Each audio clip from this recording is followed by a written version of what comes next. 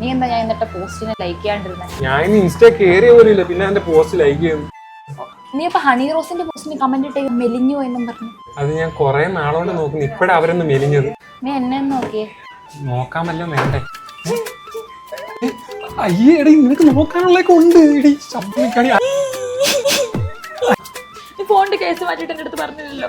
അയ്യോ അതായിരുന്നു ഞാൻ വിചാരിച്ചിട്ട് കേസ് ഇടുമല്ലോ നോക്കിയെന്ന്. അല്ല, കേസ് ഔട്ട്ലെറ്റ് എന്ന് പറഞ്ഞൊരു ഇൻസ്റ്റാഗ്രാം പേജ് വഴിയാണ് ഞാൻ ഈ ഫോൺ കവർ ഓർഡർ ചെയ്തത്. പറയായിരുന്നു നോക്കാ ചേട്ടാ ചേച്ചിക്ക് ഐസ്ക്രീം കോരി കോരി കൊടുക്കുന്നു.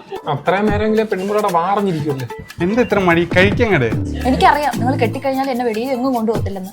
ആ ചേട്ടനെ പോലെ സ്നേഹസമ്പന്നനായ ഒരാളെ കെട്ടിയാൽ മതിയായിരുന്നു. എന്റെ പെണ്ണുപിള്ള കൊണ്ടുവന്നാണ് ഐസ്ക്രീം മേടിച്ചു കൊടുക്കുന്നത്. കോരി കൊടുക്കാതിരിക്കുന്നത് എനിക്ക്.